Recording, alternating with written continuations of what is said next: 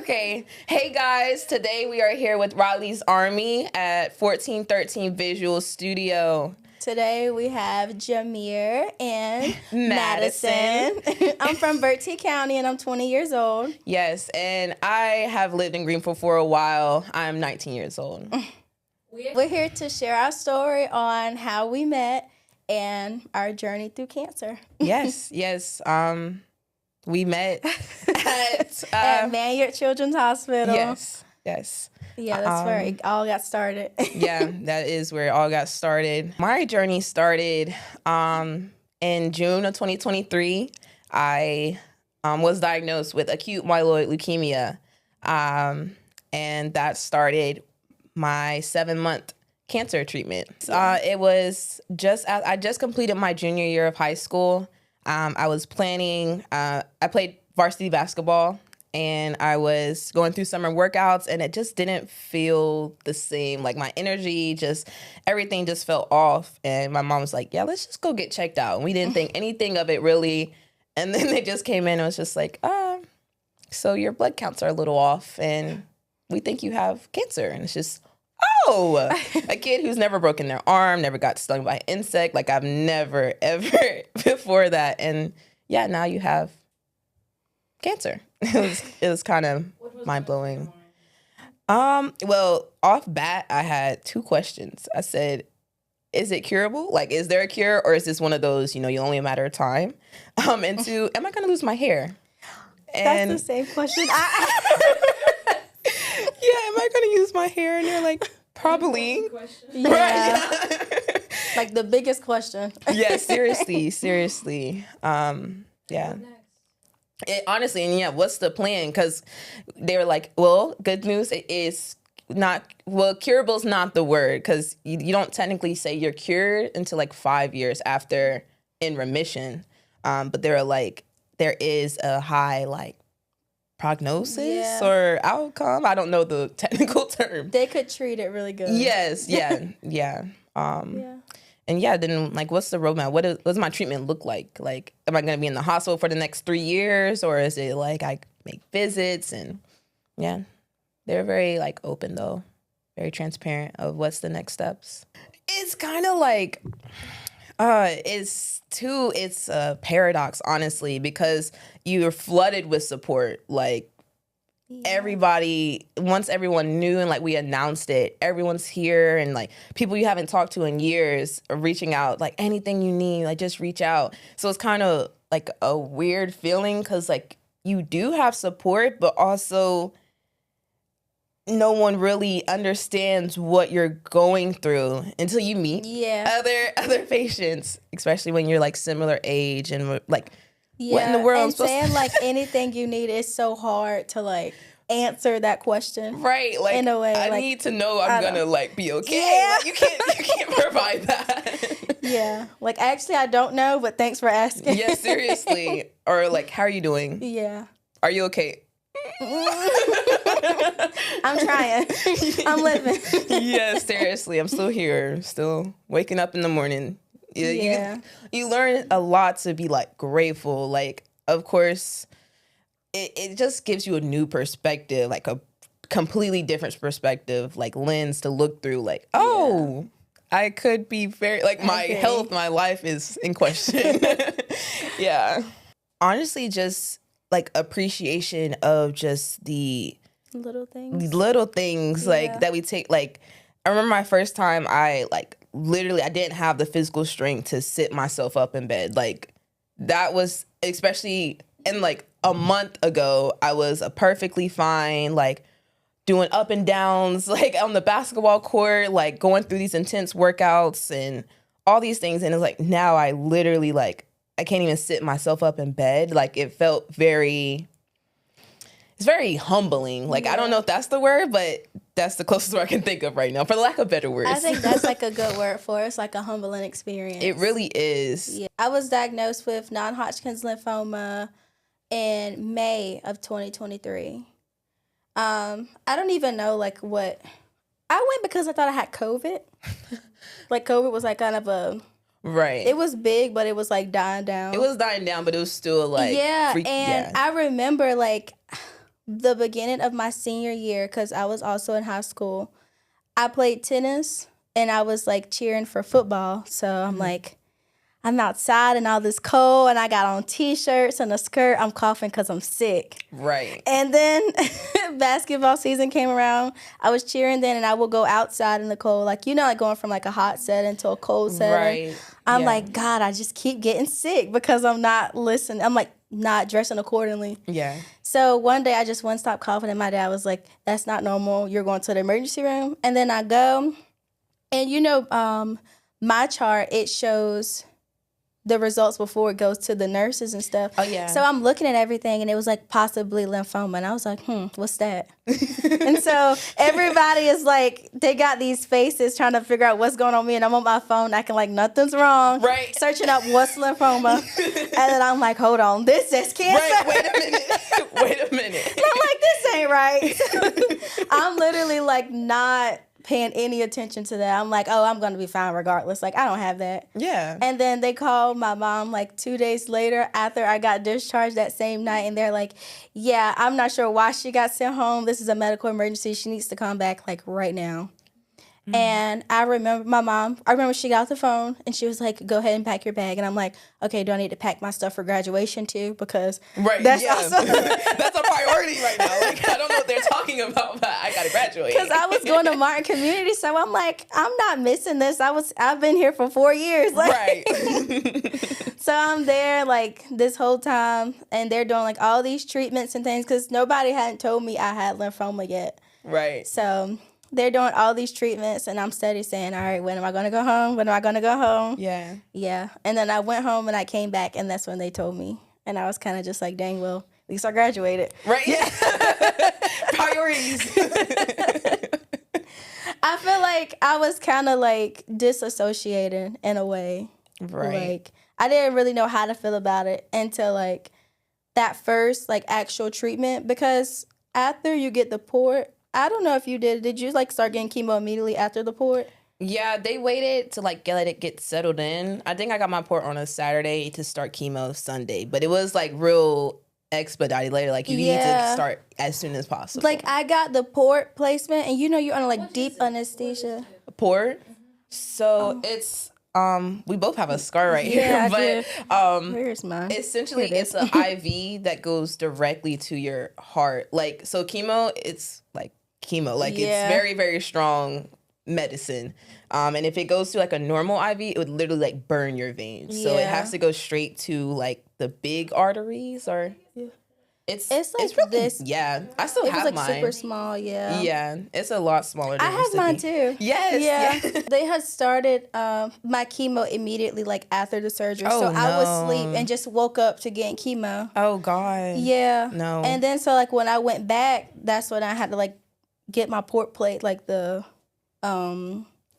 access and stuff for the first time. And that's when like it all hit me. I'm like, wait a minute. I remember you telling me. Yes, I'm like, wait a minute, what's going on? Like, Right. And I got like so upset about it to the point I was like, I'm literally never doing chemo again. Right. And they all are like looking at me like, Jameer, do you know what you're saying? And my mom, she's like, she was so overwhelmed. She was like, no, she does not mean that. I was like, no, yes, I do. Yes, I do. I was really upset about it. So I think those were like my first emotions of like actually taking in like you have cancer. Yeah, like it hitting you, like reality hitting you. Because when they do all that in your sleep, you don't feel it. Yeah. Like I didn't really feel the chemo while getting it in a way. Yeah. Personally, they waited like a day. And so when I first got my first chemo infusion, like we just made it this whole big thing. Like me and my mom, we tried to make like the best of it. You have to do that a lot, obviously. Yeah. But it was purple, and we were just like, "It's my Kool-Aid. We're getting my purple Kool-Aid." Wwait, yours was purple? Yes, mine was purple. was red. They were calling it the Red Devil. Oh God! Oh, yes. No. They gave it to me hard. No. Like I'm struggling. My pee is red and everything. Oh yeah, like, no. Yeah, mine kind of was green, but I don't know how that mixed. Measuring your output is very important because it measures or it keeps track of like your kidney functions because like because your kidneys filter like what's going in your body. So you're getting these like very intense treatments of chemotherapy. So we have to make sure your kidneys aren't like going into failure or something like that. So you measure your urine output. And we would make it a game. I would like, we had whiteboards in our room, and I would like schedule it for them because like I guess procedure is like leaving it in there, but I thought that was nasty. I'm not leaving my pee in there for you to like dump out. Like, no, that's nasty. So I would just like dump it on myself and record it, and they're like, "Gosh, you got 900 milliliters this time." Yeah. And I kind of like, I beat the game because like I like overfilled the like cap one time. So that was like, I don't know why that was the first thing to get to my mind. But like, I guess other they had like a playground like downstairs. And so I played varsity basketball, and I kind of already like made up my mind, or I came to the conclusion that, oh dang, I'm not gonna play basketball anymore. But sometimes they would like disconnect me from my pole, and I got to go down and play basketball and stuff. And yeah. And then the poles, I would name my poles. Every pole had a name. That's so funny. I convinced myself a lot that I didn't have cancer. So I remember I would make TikToks a lot in there too. Mm-hmm. Like I remember making a TikTok that was like me convincing the nurses that I don't have cancer so I can go home. I did that. What else did I really do on there? I can't really remember. Yeah. I remember going down. I would ask them about Maddie, like after that first time we painted.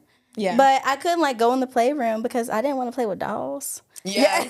Yeah, that's what I like what they're doing now. They have like updated it. Like there's a team room. They had they had a PlayStation in there too, but I never really watched a PlayStation either. Yeah. I was 18, so I would be like, all right, I'll just watch a movie today. Right. And they would come in to me watching 5 Feet Apart, and they're like, no, please don't watch that. There is a team called Child Life, which essentially their mission is to make like the not normal day normal. Like they come in every day and it's just like, what are we doing today? You know, like, don't forget about you have cancer and you're stuck in here and you can't leave your room. But what are we going to do today? So, of course, like HIPAA and all the laws and stuff, they just had to say, well, there's a kid around your age that's here on the floor, and we think it would be great if y'all met. Yeah. They were like, y'all personalities are like so alike. And I'm like, okay. Right. They were like, just go walk around. I'm like, no. Leave the door open. I might see her walk by. Yeah, right. Exactly. You were concerned. You were like suspicious. Like maybe she is not the best fit, right? No, it wasn't even that thing. I was just tired. Yeah, no, honestly, that was a lot of it. Like a lot of the times, you don't feel good.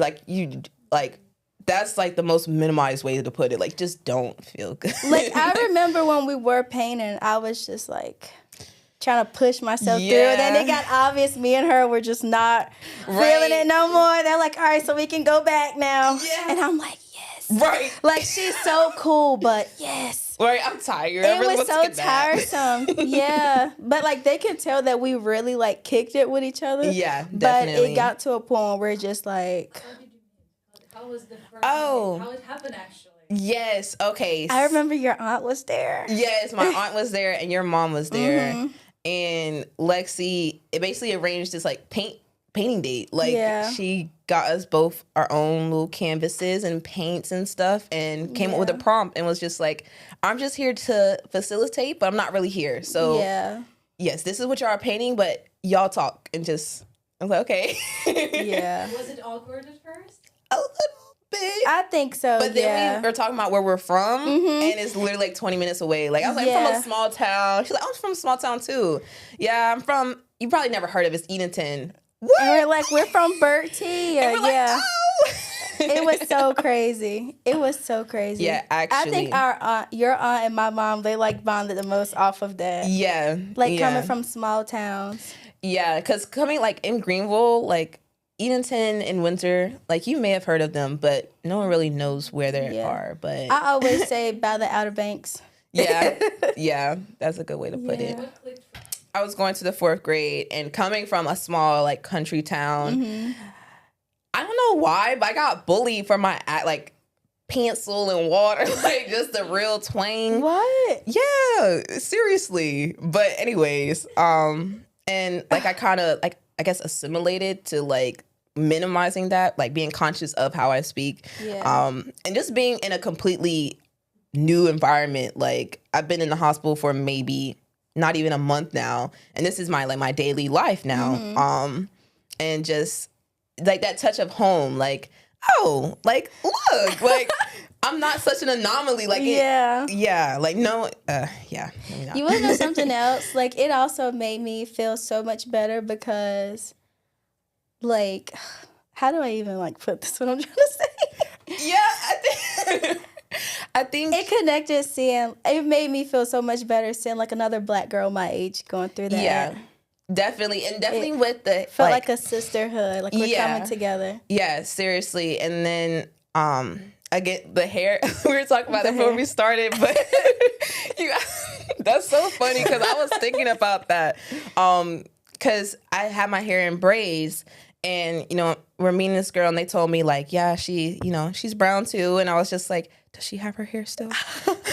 Does she still have her hair? I was like, I don't want to like. Because I don't want it to be any kind of way, like, because I think I had my hair out, and I was like, no, I have to braid it down. Like, I have to put a scarf on or something, because I don't want her to feel bad in any way. And then seeing you coming, like, with it, like, just head all bald, and all, like, it helped me, like, okay. Like, that she's thing rocking was light, too. I needed a tan.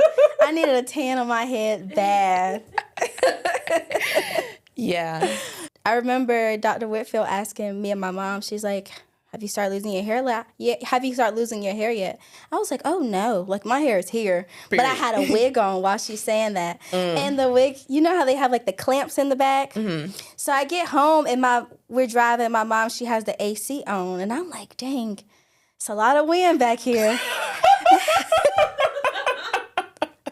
so I'm lifting it up. I'm like, is everything all right back there? And she's like, yeah, everything is fine. And I had the biggest bald spot in the back, and I did not know. And I'm God. I get in the house, I'm like, wait, this is my hair gone? And I just told her that my hair is not going anywhere, like it's still here. So I went to sleep that night, woke up the next day, and in my bonnet, I pulled out like a whole bunch of hair. And I'm like, oh my God, it's coming out.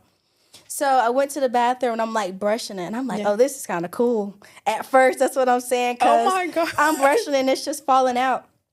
So then I started crying, because I'm like, all right, I got to really cut it off now. Yeah. So I cut it off, and I hadn't told my mom yet. So I walked through there, and she was like,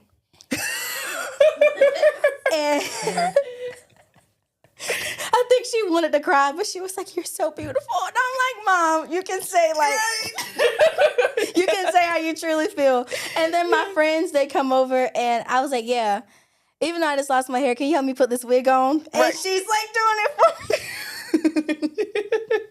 Immediately after I cut my hair off, I put a wig on, and then I went to the hospital because nobody hadn't seen my hair yet, like my bald head, except them.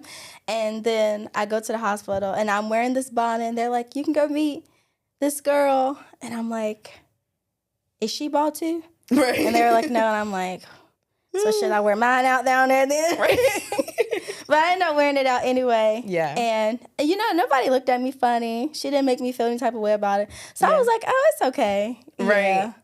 I felt better about it after that. But that's like the true story on like my hair loss. Yeah. I was like joking about it until it wasn't funny no more.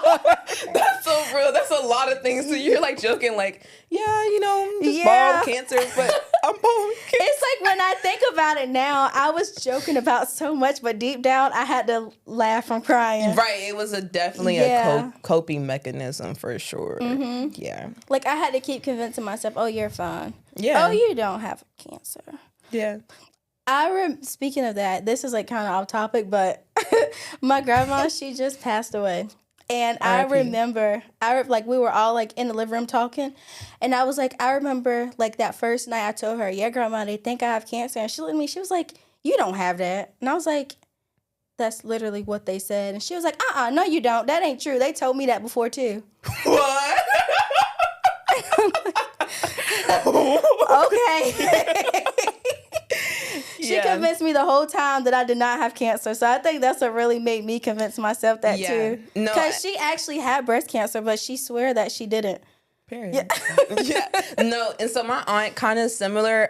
Like there's power in your words. Like your words will manifest into reality. And so my aunt, like the whole time, she was just like, you don't have cancer. Yeah, I was just like, sick. Right, yeah. She's like, this will pass. You're gonna be fine. You know, God got you. And like she was very, very adamant about like there's power in your words. So like saying I'm sick with cancer, she was like, don't say that. You're not.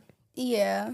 You're not sick with cancer. That goes back to like us coming from small towns too. That's like so not regular to hear. Yeah. Especially like for kids. Yeah. Yeah. What, like cancer? Yeah. Yeah. Like you won't really hear that as much. Yeah. Well, like us talking now, I would have never guessed that was your first time like embracing your ball. Yeah. Like seriously, embracing your ball. Embracing your ball. Yeah. Like when I like saw you, like you're brown and you like and your mom and y'all from a small town, like it's like just felt empowering. Yes, empowering is the word.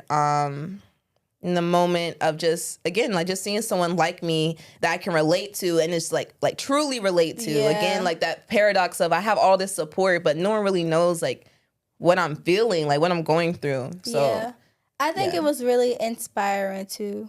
Like we were both of us are sitting here with cancer diagnosis, but we're joking about like we're relating. We're joking, we're laughing. Yes. We're talking about everything else other than cancer. Yeah. Like, of course, we're both here. I'm like, yeah, I have lymphoma. Yeah, I have leukemia. But anyway, where are you from? It kind of just like not normalized it, but made it as normal as possible. Yeah. Yeah. Seriously. When the I forget his name, the Legos man came. Yes, I have that picture. Yeah. Yes. And I remember being so late. Yeah. I thought you weren't coming. This isn't new for me being late. I remember laying in bed. I hadn't showered yet or anything. And they were like, are you going to go down? Maddie's waiting on you. And I'm like, oh, God, yeah. And I'm already moving slow, trying to get down there, and they're like, Jameer. And then by the time I get there, Maddie's like already working on her Lego. And I was like, what should I build? Yeah. And you were like, hey, just build this one. I was going to do this. And I'm like, okay, yeah, bring it to me. Yeah. And I'm trying to like hurry up and do it because she's been waiting on me this whole time. Yeah. That was really fun. I enjoyed that one. Yes, no, that was a really fun time. That guy with the mohawk. I had never built a Lego set before. Really? What? Yeah, I never did it. Oh my gosh. Yeah, so it was really fun that time. Yeah, it was a lot of fun. And then all the Lego sets we got to take back. Yeah, that was a lot of fun. I just thought about it when everybody went down because the ECU basketball team came. And Maddie's out there like just... Yes, okay. And I'm sitting on the bench like, go Maddie! Because I'm not getting up. Yeah, and I think you were like connected to your pole too. But yes, thank you for that. Was actually definitely the ECU basketball team, like ECU sports team. They would come visit a lot. And it was like my first time, like honestly touching a basketball since my diagnosis, and it was just very like empowering because they like. You have a lot of scheduling like with your treatments and your medication and stuff like that. So my nurses, they arranged it to where I had a window where I wouldn't be connected to the pole. So I could like actually lace up and like go out there. They were like, Maddie's ready. She had her shoes. She had a headband. Yeah. Your hair was braided back. We're like, oh, she's about to play against them. Yes, and I did. They probably let me win, but it's okay because I still won. Those guys are like this tall. Seriously? Yeah, I think they were missing on purpose. We play like horse and stuff, but like it just felt so good, like just to like see the ball go in the net. Like it just felt so. I don't know. Gosh. I remember during that moment too. Like we took pictures with them, and then I told them I was like, "Yeah, I'm going to be going to school with y'all next month because I believe that was in like July, and school usually starts in August because I went to ECU as well while getting treatment, and they were like, "How old are you?" I was like, I'm 18. Yeah. Like, I'm about to go to college, too. Right. Yes. Yeah. So I would see some of them sometimes, like, on campus. And I would be like, hey, I remember you from the hospital. Yes. And they were like, you look different. I'm like, well, Yeah. Not bald anymore. Right. Yeah. Yeah. I started growing like little specks of hair. Oh yeah, yes. Yes. No, I remember at the bell ringing, I went to your bell ring and you came to mine and you had the little thick curls. I really wanted her there. I was like, all right, make sure she's there. And they told me, because I hadn't seen Maddie since I came out. And I think like my last treatment was like September. I rung the bell like December. Yeah, What December. was it? The bell ringing is like a big ceremony when you've completed treatment altogether. And you just like ring the bell for victory. Right. Yeah. It's essentially, I think it's like when you're entering remission. Yeah. So it's just like a milestone marker of just like everyone, you ring the bell, you're good. Like, this is the start of like not having cancer, like being in remission. You beat it. Like, I honestly didn't know what it was at first. Yeah. My last name is Bell, so I was meant for that. Yeah. Period. Your bell ring was like sometime in December. Yeah, and I hadn't seen you since I left the hospital, so they were like, Maddie, she's been kind of in the trenches, and I'm like, no.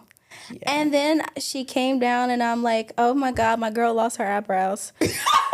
Oh God. And I was still trying to grow mine back. I felt so bad. I'm like, she had all of this before I left. And so when she came up to take pictures, like, you were the first person I took pictures with because they said you had to go back. Yeah. And I was like, before we even took the picture, I was like, this is my friend Maddie. I have the off guard too of us like cheering on too. Really? Mm-hmm. And I was like, Maddie is almost complete with chemo, and everybody started cheering for her too. I made sure like it wasn't just on me at that time because I'm like, she's also going through the same thing. Like, and we were going through it together. So I'm like, this is definitely a big moment. Yes. Like, and how we like, our treatment was like kind of staggered. It was very, very motivating. Like, okay, I'm going to tell my like perspective of that day, of your bell ringing day. So it was in December. So November of 23 was I was in the trenches for real. I was in the trenches. I had like 3 different, like a viral infection, a bacterial infection. Like I was just very sick with no immune system. So like I was in the intensive care unit. It was a dark time. I don't really remember much, but I remember like I was on the back end of that. Like I was slowly like getting better. And they told me like Jameer's having her bell ringing. And again, I was like, what is, I'm just out of it. Like, I'm just like, okay. And they're like, it's very important that she really wants you there. And I was just like, I do not feel like getting out my bed. And it sounds selfish, but no, like seriously, I've been bedridden for like a month. Like there's no way I'm going outside to sit for that. It's like, they're like, it'd be like 10 minutes. Like, come on. It's very, like, it's going to be very, you're going to wish you'd win. I'm like, okay. So, but I'm so glad I went, and like seeing that picture and just seeing like, I'm going to do this soon. Yeah. Like, this. And you did do it. So you did like 2 months later. Yeah, I did. Yeah, mine was in February of 24. Yep. And it was very, very motivating and inspiring to see like we were just here together, and like look at you now. Like you're in school and you're taking classes. And it was so crazy because the pictures look so different. Yeah. Like each picture we took, we look completely different. So you can tell we were in like different stages. Seriously. The picture of her bell ringing, you're real. I didn't have no eyebrows, no eyelashes, no hair. No. I wanted to cry. I'm like, she was just okay. And like you said, when you were in the ICU, I remember texting you and I'm like, why is she not responding? Yeah. And her mom was like, yeah, she can't see. Yeah, my vision was I was so like scared and nervous. I felt so many emotions. I'm like, what's going on with my friend? Like, and I can't ask the nurses because they're like HIPAA. Yeah. Can't ask the doctors. They're saying HIPAA. Yeah. I didn't really understand like the severity of like my situation, like my current situation, like when I was in it. Like, I'm just like, okay, I'm sick. Everyone, why are y'all all freaking out? Like, we know I'm sick. But, like, after the fact, they, like, went into detail about, like, you had this, this, and this, and your body was going, like, into septic shock. And, like, and I was like, what's that? And they're like, huh. And so, like, telling me after the fact was very, like, I what? I almost what?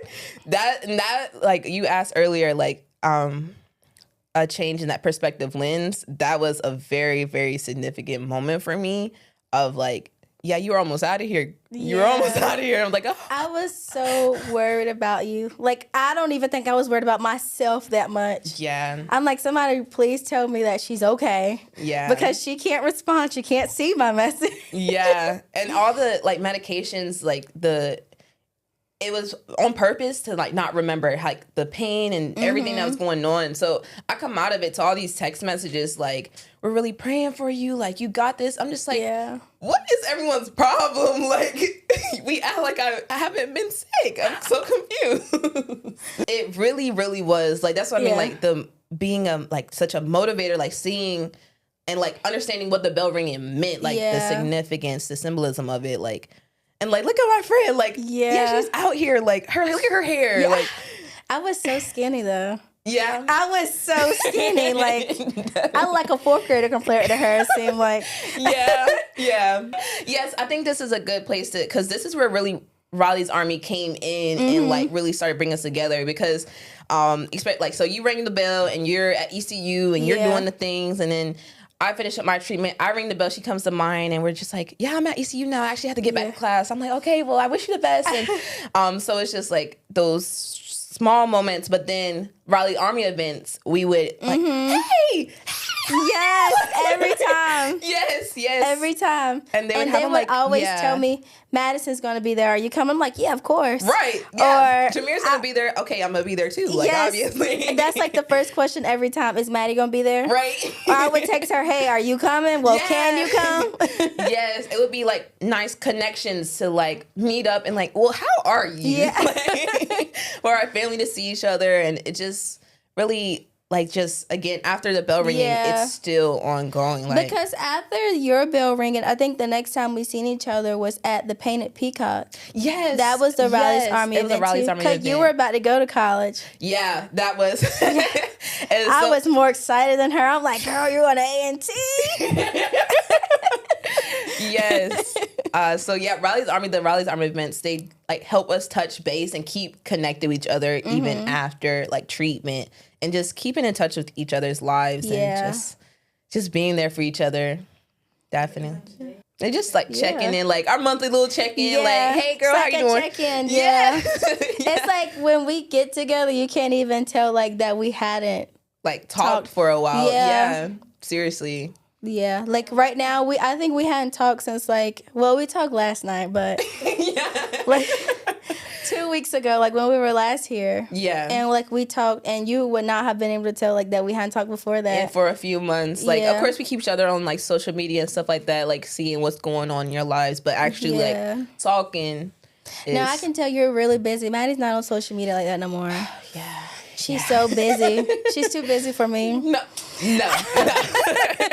No, life in is just life be life in. And that's another thing. It's just like, it seems like the whole support, they're all there. Like, you know, everyone's still there, but just like, okay, you don't have cancer no more, you good? Okay, cool. It dies down. Like, yeah, it does. And I'm not going to say like immediately after, but like quickly after. Yeah, shortly after. Yeah. It's like, all right, back to the normal, because I feel like everything is like back to normal. Yeah, trying to get back to normal was a challenge for me. Yeah. Okay, so like, what do we want to say? Like, encouraging. I think my favorite is "Don't let cancer define you." Seriously, yeah, I do love that. That's my favorite. Yeah, and do you have one that you always say? Not that I always say. I don't know. I'm not the best at this. Well, not like you're not the best. Oh God, girl, Miss Talk Show. Yeah, I mean, I really think I really hated this thing like during it, but like having hope is a very, very like significant, important like concept to just keep in mind. Just like not letting things get the best of you. Like, it's really hard. It's very much easier said than done. That's why I hated it. Like when they would tell me that, like, well, you got this. Don't let it. Like, what do you mean? Don't let it. This is like my life now. But honestly, just hope and community really. Yeah. Like very, very important. For all of you that's watching, please feel free to ask us any questions on social media that you would like for us to answer up here. Yeah. That would be like so good because I want to know like the questions everybody else want to have. know? Like, it's because I feel like a key value for me is transparency. And so I feel like there's a lot of questions people want to know, but they are like, they don't want to, like, they're like, I don't think that's like best to ask. But like, honestly, ask me anything. I'm a very open, transparent person. And like, I'll tell you how it is. Like, I'm being real with you. Like, I feel like this world is missing a lot of real. Yeah. And so like having the opportunity to be real, I want to take advantage of it. So like, ask me the questions, like ask them anonymously if you have to. If you have to, yeah.